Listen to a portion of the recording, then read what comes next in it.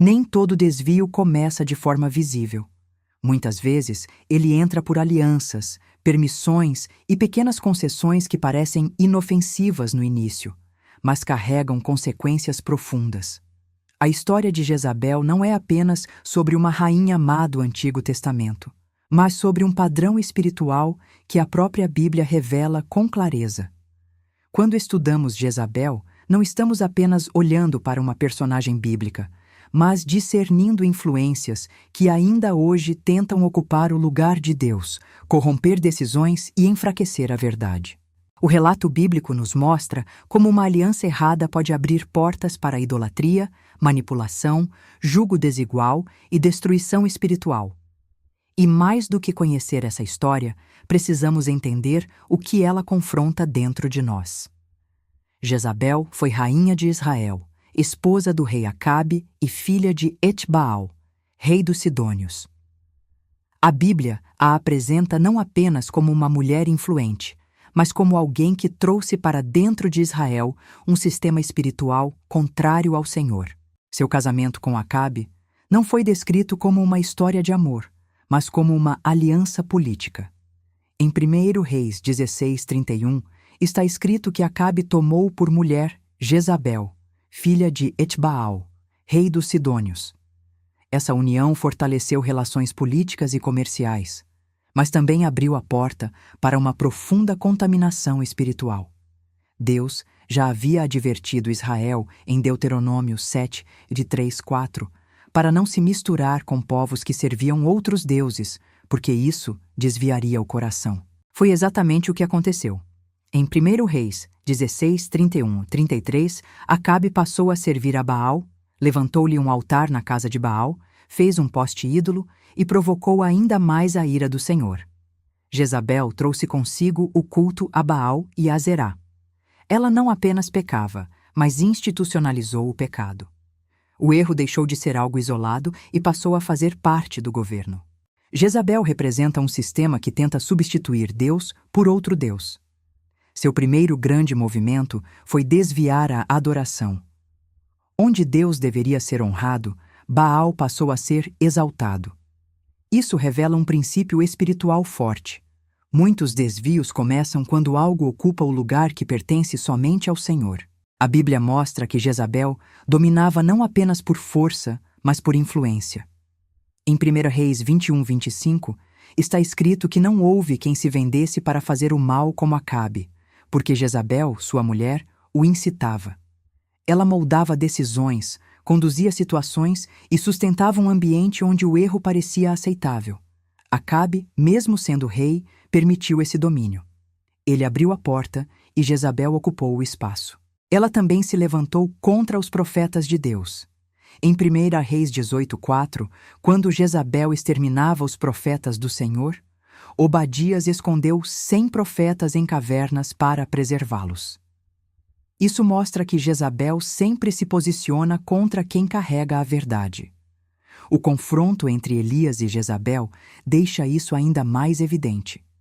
Em 1 Reis 18, Elias desafia os profetas de Baal no Monte Carmelo. Baal não responde, mas em 1 Reis 18:38, o fogo do Senhor cai e consome o holocausto, provando diante de todos quem é o Deus verdadeiro.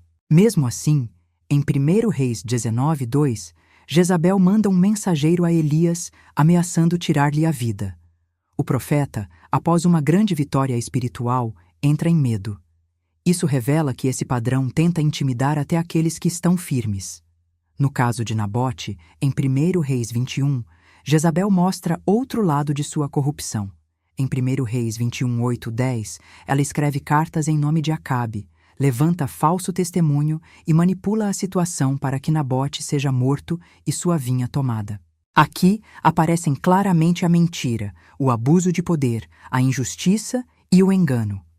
Ela não agia de forma impulsiva, mas estratégica, usando influência para sustentar seus próprios interesses.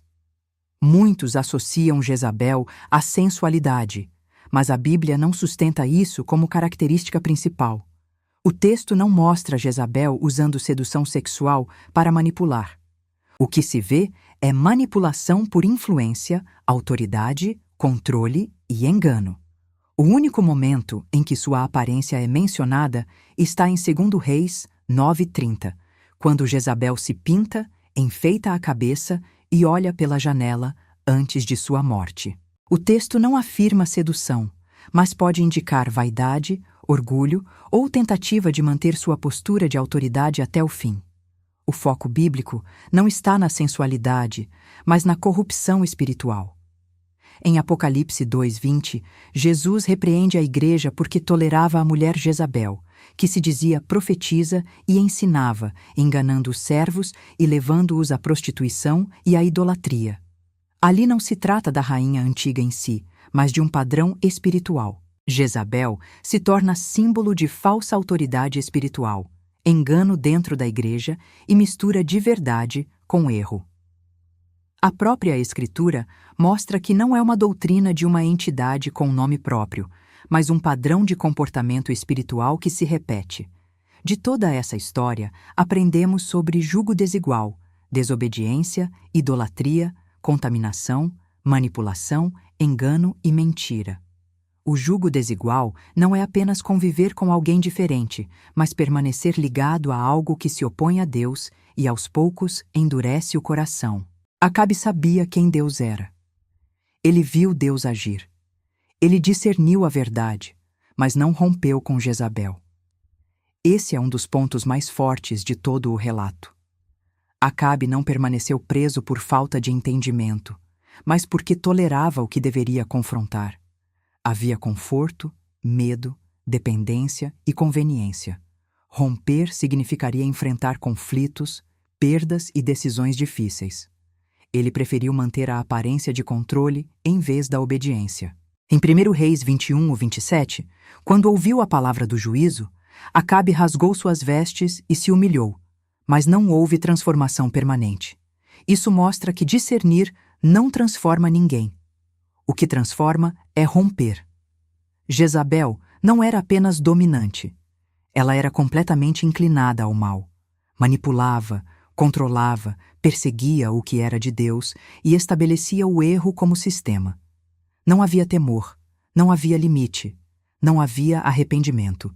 Suas decisões eram direcionadas contra a verdade. O juízo de Deus também foi claro. Em 1 Reis 21:23 foi profetizado: os cães comerão Jezabel junto ao muro de Jezreel. Em 2 Reis 9:30-37, essa palavra se cumpre exatamente. Ela é lançada da janela, seu sangue se espalha, e os cães a devoram, restando apenas partes do corpo. A profecia se cumpre sem falhar. Isso revela que Deus não ignora sistemas de corrupção espiritual. O juízo pode tardar aos olhos humanos, mas ele vem. A conclusão é forte e confronta. Jezabel não entrou pela força, entrou por aliança. Muitos desvios não começam de forma visível, mas por permissões silenciosas. O que permanece não é apenas o que chega, mas aquilo que encontra espaço. Não basta discernir o erro, é preciso romper com ele. Acabe sabia, mas não rompeu. E quando não há ruptura, o preço sempre chega. A história de Jezabel para os dias atuais não é procurar uma pessoa com esse nome, mas discernir padrões que continuam se repetindo. A Bíblia mostra que Jezabel representa influência que corrompe, autoridade usada para manipular, idolatria, perseguição da verdade e resistência ao arrependimento. Isso continua presente hoje de muitas formas. Quando algo ocupa o lugar que pertence somente a Deus, ali existe idolatria. Pode não ser um altar visível a Baal, mas pode ser o dinheiro, o orgulho, o poder, a aparência, relacionamentos ou qualquer coisa que passa a governar o coração. Tudo aquilo que substitui a dependência de Deus se torna um altar levantado dentro da vida. A manipulação também continua atual. Pessoas usam influência para controlar decisões, conduzir emoções e manter domínio sobre outros. Muitas vezes, isso acontece dentro de relacionamentos, famílias, ambientes de trabalho e até no meio dos cristãos, quando a autoridade deixa de servir e passa a controlar. Nem sempre vem com agressividade visível. Muitas vezes vem disfarçada de cuidado, proteção ou liderança. A perseguição à verdade também permanece. Quem decide permanecer firme na palavra muitas vezes enfrenta rejeição, oposição e até isolamento. Jezabel sempre se levanta contra quem carrega a verdade, porque a verdade confronta aquilo que está escondido.